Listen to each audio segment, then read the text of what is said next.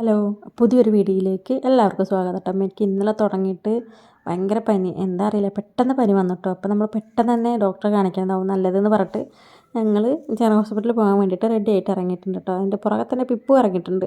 അവളെങ്ങോട്ടാണാവോ. പിന്നെ അവളെ വീട്ടിലേക്ക് തന്നെ തിരിച്ച് പറഞ്ഞേച്ചു. ഞാൻ കണ്ണടച്ചുകൊണ്ടാണ് നടക്കണത്, കാരണം അത്ര വെയിലും അത്ര തലവേദനയും അങ്ങനെയായിരുന്നു.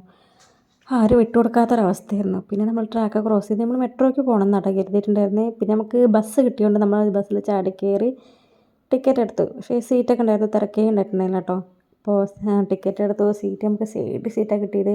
പിന്നെ ഈ പാട്ട് ബസ്സിലുള്ള ആൾക്കാർക്ക് എങ്ങനെ അറിയണത്, എൻ്റെ ഇഷ്ടപ്പെട്ട പാട്ടുകൾ, അടിപൊളി അടിപൊളി പാട്ടുകൾ ഇങ്ങനെ ഒന്ന് കഴിയുമ്പോൾ ഒന്ന് വന്നുകൊണ്ടിരിക്കുകയാണ്, അടിപൊളി പാട്ടുകൾ. ഇവർക്ക് എങ്ങനെ അറിയണമെന്നൊരു പിടിയില്ല.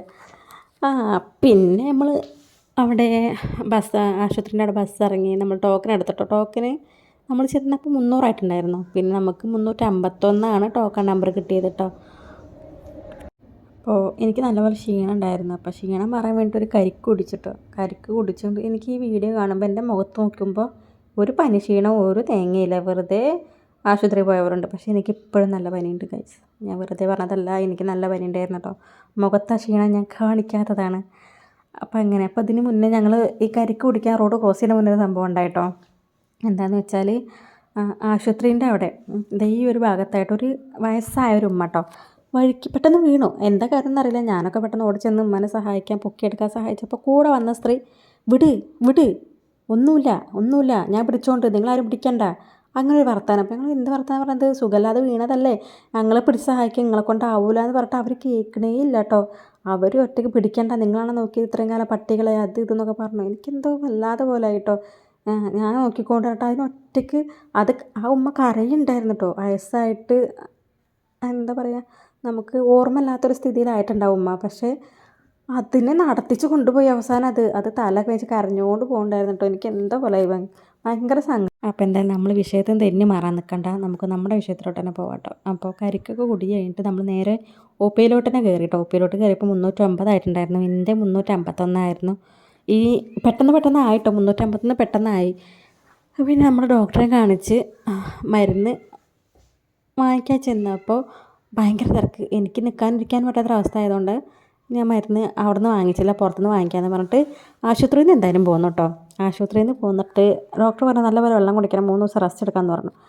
വെള്ളം കുടിക്കാമെന്ന് പറഞ്ഞാൽ പിന്നെ ഞാൻ ഫുള്ള് വെള്ളം കുടിക്കും. പിന്നെ ഒരു ജ്യൂസൊക്കെ കുടിച്ചിട്ട് മറൈൻ ഡ്രൈവിൽ കുറച്ച് നേരം നടന്നിട്ടോ. ഞാൻ കുറച്ച് സാധനങ്ങളൊക്കെ വാങ്ങിക്കേണ്ടായിരുന്നു. അപ്പോൾ ഒന്ന് കുറച്ച് നേരം ഇരുന്നിട്ട് ക്ഷീണം മാറിയിട്ട് അങ്ങനെ വാങ്ങിക്കാമെന്ന് ചെയ്തിട്ട് ഇറങ്ങിയതാണ്. ഇത് മുന്നിൽ പോണ സാധനം അവനെ കണ്ടപ്പോൾ ഞാൻ വെറുതെ വീഡിയോ എടുത്തതാട്ടെ. പക്ഷേ അവൻ്റെ കയ്യിലേക്കൊന്ന് സൂക്ഷിച്ച് നോക്കിയാൽ നിങ്ങൾക്കൊരു സാധനം കാണാൻ പറ്റും കേട്ടോ. നോക്കൂ ഗൈസ്, അതെന്താണെന്ന് മനസ്സിലായോ? ബീഡിയും തീപ്പെട്ടിയാണ് ആ കൊച്ചു കുട്ടീൻ്റെ കയ്യിൽ കേട്ടോ. എന്തോ ചെറിയ കുട്ടികളുടെ കയ്യിൽ ഇങ്ങനെ എനിക്കിഷ്ടമല്ല കേട്ടോ സംഭവമൊക്കെ. അതവർ ആർക്കോ വാങ്ങിച്ച് ആ കുട്ടിയുടെ കയ്യിൽ കൊടുത്തു വിട്ടതാണ്, കൊടുക്കാൻ വേണ്ടിയിട്ട്.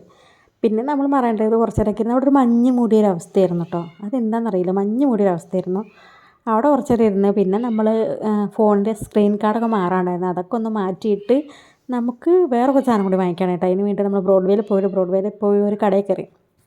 നമ്മൾ എന്തായിരുന്നു, അത് മൈക്കായിരുന്നു കേട്ടോ നോക്കിയിട്ടുണ്ടായിരുന്നത്, മൈക്ക്, വയർലെസ് മൈക്ക്. പക്ഷേ അത് കിട്ടി, പക്ഷെ അത് വർക്ക് ചെയ്യുന്നില്ല കേട്ടോ. അതാണ് സത്യം. കിട്ടിയത് വർക്ക് ചെയ്യുന്നില്ല. ഇനി ഞങ്ങൾക്ക് അറിയാത്തതുകൊണ്ടാണോ ഇനി അത് കേടാണെന്ന് എന്താണെന്ന് അറിയില്ല, എന്തായാലും വർക്ക് ചെയ്യുന്നില്ല. അതൊക്കെ കഴിഞ്ഞിട്ട് നമ്മൾ മറൈൻ ഡ്രൈവിൽ തന്നെ മേനകയിലൊരു കടയിൽ കയറി കേട്ടോ, ഫുഡ് കഴിക്കാൻ വേണ്ടിയിട്ട്. നല്ല സദ്യയായിരുന്നു കേട്ടോ. പക്ഷേ ഞാൻ കഴിച്ചില്ല, പനി ആയതുകൊണ്ട് എനിക്കതൊന്നും ഒരുമാതിരി ടേസ്റ്റും ഒന്നും തോന്നിയില്ല. അതുകൊണ്ട് ഞാൻ കുറച്ച് കഴിച്ചിട്ട് ബാക്കി അപ്പുറത്തെ പ്ലേറ്റിലോട്ട് തട്ടി. നമ്മളെ കൊണ്ട് കഴിയാത്ത അപ്പുറത്തിരിക്കണം, ആളെ കൊണ്ട് തീറ്റിക്കണം എന്നാണല്ലോ. അപ്പം ഞാൻ കുറച്ച് കഴിച്ചിട്ട് ബാക്കി അപ്പുറത്തെ പ്ലേറ്റിൽ കൊടുത്തിട്ടോ. പിന്നെ എനിക്ക് ഒട്ടും വയ്യാതായി.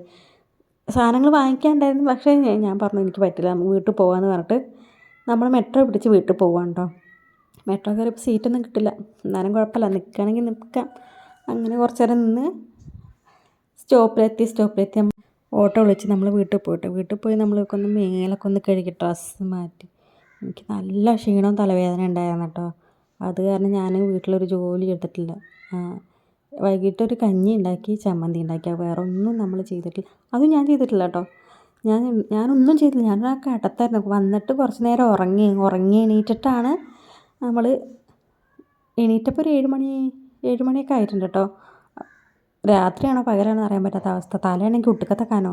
കാരണം പനിയും തലവേദന ആയതുകൊണ്ട് ഭയങ്കര കനം ഉണ്ടായിരുന്നു കേട്ടോ. പിന്നെ നമ്മൾ എന്ത് ചെയ്തു, കഞ്ഞി കുടിച്ചിട്ട് കിടക്കാമെന്ന് വെച്ചു. ആ വെള്ള പാത്രം കണ്ടോ, അതിൽ നിറച്ച് കഞ്ഞി, ചൂട് കഞ്ഞിയായിരുന്നു. അതൊക്കെ ഒന്നും ഞാൻ കുടിച്ചില്ല. ചമ്മന്തിയായിരുന്നു. കുറച്ച് കുടിച്ചിട്ട് മരുന്ന് കുടിക്കേണ്ടതല്ലേ എന്ന് പറഞ്ഞിട്ട് അതുകൊണ്ട് മാത്രം ഞാൻ കുറച്ച് കഞ്ഞി കുടിച്ചിട്ടോ.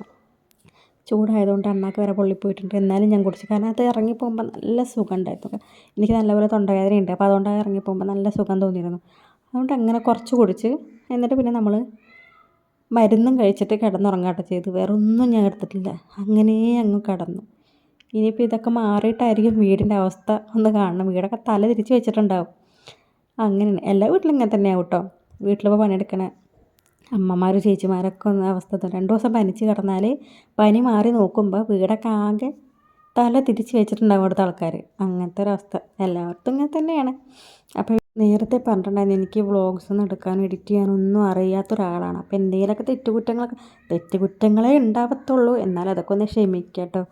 അപ്പോൾ വീഡിയോ ഇഷ്ടമായി ലൈക്ക് ചെയ്യാൻ നമ്മുടെ ചാനൽ പുതുതായിട്ട് തന്നെ കാണുന്നുണ്ടെങ്കിൽ ചാനൽ സബ്സ്ക്രൈബ് ചെയ്തൊന്ന് സപ്പോർട്ട് ചെയ്യട്ടെ. അപ്പോൾ